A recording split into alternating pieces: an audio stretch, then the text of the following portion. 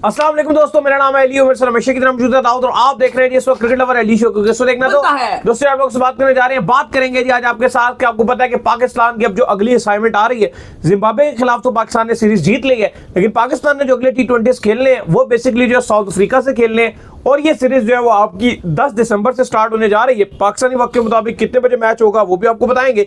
बात करेंगे कि पाकिस्तान का एक्सपेक्टेड T20 स्क्वाड क्या होने जा रहा है, किन लड़कों के नाम आएंगे, कौन आ सकता है, कौन हो सकता है इन, कौन हो सकता है आउट, कंप्लीट डिटेल से बात करेंगे आपके साथ इस वीडियो में। तो अगर आप हमारे चैनल पर नए पहली बार आए चैनल को लाजमी सब्सक्राइब करें, साले के बारे में जाना। तो बात का आगाज करते हैं नंबर 1 खबर के साथ जो हमारे पास आ रही है। तो दाऊद साहब, अब पाकिस्तान की जो नेक्स्ट असाइनमेंट है वो है जी दौरा साउथ अफ्रीका। पाकिस्तान ने ट्रैवल करना है साउथ अफ्रीका के लिए, जहां पर पाकिस्तान ने 3 T20 खेलने हैं, 3 ODIs खेलने हैं, 2 टेस्ट मैचों की सीरीज जो है वो पाकिस्तान और साउथ अफ्रीका के दरमियान खेली जानी है।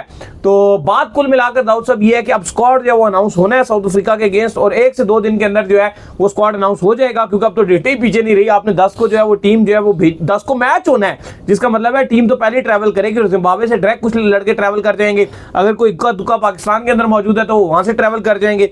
जो मोस्ट प्रॉब्ली जो नेम आ रहा है, जो सबसे ज्यादा नाम इस वक्त चल रहा है, वो तो आपके फखर जमान का नाम आ रहा है कि फखर जमान आपके स्क्वाड में वापसी कर सकते हैं। क्या खबरें हैं जी? देखिए, सिलेक्शन कमेटी की मीटिंग जारी है और कुछ नामों के ऊपर बातचीत जारी है। बहुत सारी तब्दीलियां इस स्क्वाड में नहीं होने जा रही। आपको पहले बता दें कि ये जो सीरीज 10 दिसंबर से खेली जानी है और पहला T20 डरबन में खेला जाएगा, दूसरा T20 आपका 13 दिसंबर जुमे को खेला जाएगा और अगले दिन ही एक दिन की भी गैप नहीं है, नेक्स्ट डे ही आपका 3rd T20 हफ्ते को खेला जाएगा 14 तारीख को। मुझे लगता है कि संडे को रखना चाहिए था, एक दिन का गैप देना जरूर चाहिए था, लेकिन पाकिस्तान का जो T20 स्क्वाड है उसको लगभग हतमी शक्ल दे दी गई है सिलेक्शन कमेटी की तरफ से।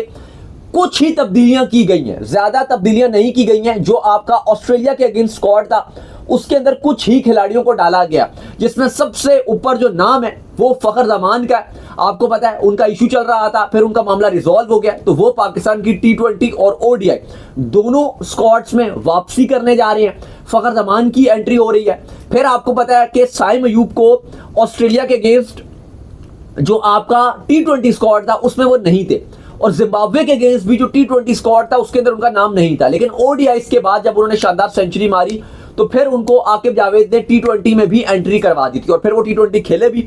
और आज आपको पता है कि पाकिस्तान ने तारीखी जिम्बाब्वे के अगेंस्ट जीत ली है। अगर आपको याद हो तो तकरीबन 40 दिन पहले, गालिबन 23 अक्टूबर को जिम्बाब्वे ने वो गैम्बिया के against highest ever total T20 का मार दिया था, हाईएस्ट एवर T20 का टोटल। और आज आप देखो कि कुछ ही दिनों के बाद जिम्बाब्वे ने अपना लोएस्ट टोटल बनाया T20 में, और पाकिस्तान ने एक और बड़ा रिकॉर्ड बनाया है कि पाकिस्तान टेस्ट प्लेइंग नेशन में पहली टीम बनी है जिसने किसी टीम के अगेंस्ट जो टारगेट चेस के, फास्टेस्ट तो है ही, लेकिन पावर प्ले के अंदर ही टारगेट चेस कर दिया। 6 ओवर भी पूरे नहीं होने दिए और पावर प्ले में मुका दिया।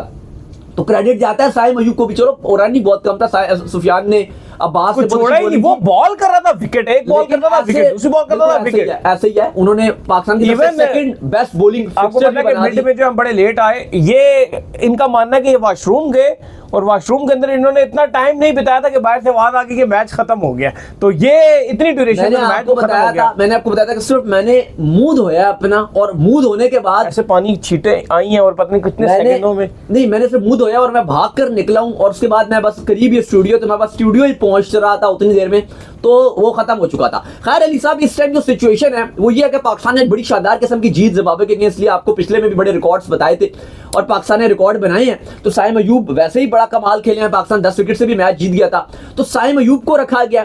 फिर इब्रार जो आपके ऑस्ट्रेलिया के अगेंस्ट नहीं खेल रहे थे, उनको भी साउथ अफ्रीका के अगेंस्ट T20 में डाला जा रहा है। वजह यह है कि उन्होंने जिम्बाब्वे में जो बड़ी अच्छी बॉलिंग की है, और अब आपके ये जो 2 स्पिनर हैं ज्यादातर आपको प्रायोरिटी में चैंपियन ट्रॉफी तक यही नजर आएंगे। एक का नाम जो है सुफियान मुकीम है, दूसरे का नाम जो है वो इब्रार है। अब इंपॉर्टेंट जो है वो ये है कि जो आपके सीनियर्स खिलाड़ी थे, जिसमें आपके साबिक कप्तान बाबर आजम, वो भी वापसी करने जा रहे हैं दौरा साउथ अफ्रीका में T20 में। फिर आपके कप्तान, इवन फुल टाइम कप्तान रिजवान ODIs में थे जिम्बाब्वे के, लेकिन T20 में उनको भी आराम करवा दिया गया था, वो भी वापसी कर रहे हैं। फिर आपके नसीम शाह भी कंसीडर किए जा रहे हैं, उनकी परफॉर्मेंस इतनी अच्छी नजर नहीं आ रही थी T20 में, वो ठीक ही बोली करें, कोई बहुत एक्स्ट्रा ऑर्डिनरी नहीं कर रहे। अलबत्ता वो भी होंगे। शाहीन शाह अफरीदी वो वापसी करने जा रहे हैं। फिर इसके अलावा आपके जितने ये सीनियर कैंडिडेट्स हैं वो होंगे। हारिस रऊफ तो आपको पता है पहले भी थे, इसमें भी जिम्बाब्वे के अगेंस्ट भी खेल ही रहे हैं, तो ये होंगे। खैर पाकिस्तान में कुछ स्क्वाड इस तरह से बन रहा है और कुछ यंगस्टर्स को कहा जा रहा है कि शायद उनको आराम करा दिया जाए, ड्रॉप कर दिया जाए, क्योंकि उस तरह से मौका भी नहीं मिला। सबसे बदकिस्मत आपको अरफात मिन्हास नजर आ रहे हैं, जिनको इस सब में खेलने का मौका ही नहीं मिला और बगैर खेले उनकी छुट्टी हो रही है। साहिबजादा फरहान के ऊपर भी कहा जा रहा है कि तलवारें चलाई जा सकती हैं, और वजह यह बन रही है कि साहिबजादा फरहान को क्योंकि उस तरह से मौका भी नहीं मिल सका और उस तरह से डिलीवर भी उन्होंने नहीं किया ऑस्ट्रेलिया में, लेकिन जिम्बाब्वे के अगेंस्ट भी उनको मौका नहीं दिया। लेकिन अब चूंकि T20 में रिजवान बाबर तो है ही हैं, साइम अयूब भी हैं, फखर भी हैं, तो इतनों के चलते साहिबजादा फरहान को कहां मौका देंगे? नहीं, बिल्कुल आप सही कह रहे हैं कि साहिबजादा फरहान, आपको पता है कि ऑस्ट्रेलिया दौरे में पाकिस्तान के ओपनर थे, जिस तरह से उनसे कहा जा रहा था उस तरह से उन्होंने डिलीवर नहीं किया। लेकिन चूंकि साइम अयूब का नाम बहुत ज्यादा जेर गर्दिश दोबारा आ गया, जिस तरह से उन्होंने डिलीवर करना शुरू कर दिया, सेंचुरी भी मार दी उन्होंने, उधर भी ऑस्ट्रेलिया में भी रन कर दिए, जिम्बाब्वे में भी उन्होंने आगे रन कर दिए, तो एक तो वो वापस आ जाएंगे। फिर सेकंड जो सबसे बड़ा मसला बन जाएगा वो आपके फखर जमान का भी मसला बन जाएगा कि जब आप फखर जमान को इंक्लूड करेंगे तो फिर आप किस तरीके से लेकर चलेंगे। तो मुझे लगता है जो पाकिस्तान की पुरानी ओपनिंग जोड़ी है, देखो लोग तो ये चाहते हैं और नई सिलेक्शन कमेटी भी अगर चाहे तो ये पॉसिबल हो सकता है कि लोग ये चाहते हैं कि साइम अयूब और फखर जमान साउथ अफ्रीका के अगेंस्ट जो T20 में ओपनिंग करते हुए दिखे। लेकिन मोस्ट प्रोबेबली लग ऐसा ही रहा है कि जैसे आपके जो साइम अयूब और मोहम्मद रिजवान आपको देख सकते हैं। हाँ, ऐसी नजर आ रहा है। तैयब ताहिर का भी नाम आ रहा है। मेरा मानना है कि दाऊद अगर आप साउथ अफ्रीका में भी रिजवान बेशक कप्तानी ना करें ना T20 की, कोई फर्क नहीं पड़ता। आप मोहम्मद रिजवान को बाहर करके बेशक आपने आगा कप्तानी देनी है दे दे, आप जो साइम अयूब और जो आपके फखर जमान है इनसे ओपनिंग करवाएं, क्योंकि आपका T20 है नहीं ना। शायद आपको यू नेवर नो कि शायद आपको ये ओपनिंग करते हुए नजर आ भी जाए और रिजवान और बाबर को मिडिल ऑर्डर में खेलना पड़ जाए। 3 पे रिजवान, 4 पे बाबर, कुछ भी हो सकता है। चलो उस पर बात करेंगे 11 पे। लेकिन जो अभी इस स्क्वाड में एंट्री मिल रही है, जैसे हमने आपको बताया कि इब्रार आ रहे हैं, फखर जमान आ रहे हैं, साइम अयूब आ रहे हैं, तैयब ताहिर की एंट्री हो रही है T20 बड़े स्ट्रॉन्ग कैंडिडेट तैयब ताहिर बन गए आ रहे हैं। बाकी सीनियर्स खिलाड़ी बाबर, शाहीन, फिर आपके नसीम शाह, ये आपके एंट्री मार रहे हैं। हारिस रऊफ पहले मौजूद हैं। अब जो छुट्टी होने जा रही है साहिबजादा फरहान के ऊपर तलवार कटी जा रही है। उमैर बिन यूसुफ को भी वो जाएंगे, वो बाहर जाएंगे क्योंकि इवन रन बनाया, लेकिन उनको भी जगह नहीं बनती उनकी टीम में T20 ओपनर कितने डाल लोगे? हाँ, उमैर बिन यूसुफ, साहिबजादा फरहान और अरफात मिन्हास के ऊपर तलवार कटेगी।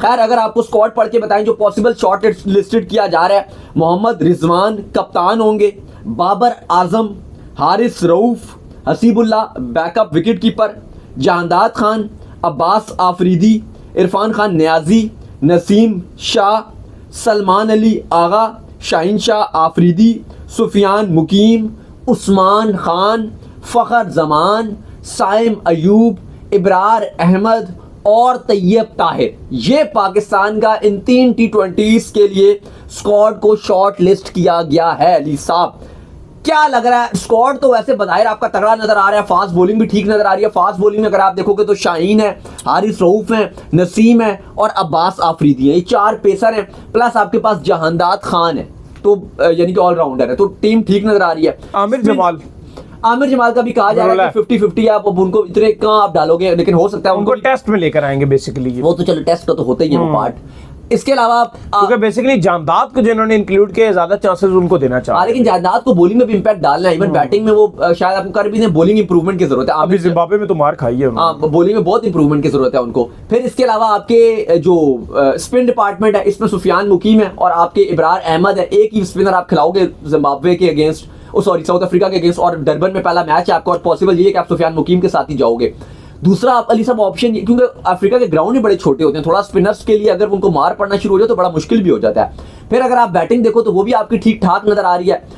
अटैकिंग ऑप्शन है, साइम है, फखर है, इनको बाबर वापसी कर रहे हैं, स्ट्रोक मेकिंग प्लेयर्स को बड़ा सूट करती है कंडीशन। फिर आप देखो कि मिडिल ऑर्डर में तैयब ताहिर को मौका मिल रहा है, न्याजी के पास चांस है कि वो अच्छा करें। अली साहब सलमान अली आगा को भी डिलीवर करना पड़ेगा। नहीं, बिल्कुल आप सही कह रहे हैं कि सलमान अली आगा का वो टाइम आ गया कि अगर वो डिलीवर नहीं करते तो मेरे ख्याल में ये उनकी आखिरी T20 सीरीज साबित हो सकती है। ऑस्ट्रेलिया के खिलाफ उनकी पूरी T20 उन्होंने खेले, कुछ भी नहीं किया। जिम्बाब्वे के अगेंस्ट वो T20 खेल रहे, कुछ भी उन्होंने नहीं किया। इवन ऑस्ट्रेलिया के अगेंस्ट ODIs में भी उन्होंने कुछ नहीं किया, जिम्बाब्वे के अगेंस्ट भी ODIs में उन्होंने कुछ नहीं किया। बॉलिंग में विकेट जरूर लिए। फिर अगर आप देख लें, फिर अब ये साउथ अफ्रीका सीरीज स्टार्ट होने जा रही है, अगर अब भी वो डिलीवर नहीं करेंगे तो फिर कब वो डिलीवर करेंगे? तो फिर तो वो टाइम आएगा कि उनको T20 से बाहर करना पड़ेगा। लेकिन अपडेट ये भी आ जा रही थी कि आकिब जावेद का जो राब्ता हुआ है, जो यहाँ पर पाकिस्तान में मौजूद है सिलेक्शन कमेटी, उनके साथ कुछ नामों के ऊपर बातचीत जारी है, जैसे आपको बताया कि तैयब ताहिर हैं, अभी इनके पास श्योरिटी नहीं है कि उनको मौका मिलेगा, इनके ऊपर बात हो रही है या वोटिंग वगैरह जो भी जिस तरह भी इन्होंने सिलसिला रखा हुआ है चुनने का कि वोटिंग के ऊपर चुन रहे हैं जैसे भी, तो एक जिसमें अलीम डार भी आपकी सिलेक्शन कमेटी का पार्ट है, ये आकिब जावेद वगैरह भी हैं, तो अब फैसला करना है। अब तैयब ताहिर हैं, फिर आपके ये इब्रार को टीम में जगह मिल रही है, अब इसी तरह कुछ प्लेयर्स को बाहर किया जा रहा है, रफात मिनास हो गए, उमैर बिन यूसुफ हो गए, साहिबजादा फरहान हो गए, तो इस हवाले से बातचीत चल रही है। मैं एक बार फिर आपको स्क्वाड पढ़ के बताता हूँ, फिर आगे गुफ्तगू का सिलसिला जारी रखेंगे। जो लोग अभी हमें जुड़ रहे हैं, जो पॉसिबल नाम आ रहे हैं पाकिस्तान के, अगले 2 दिन के अंदर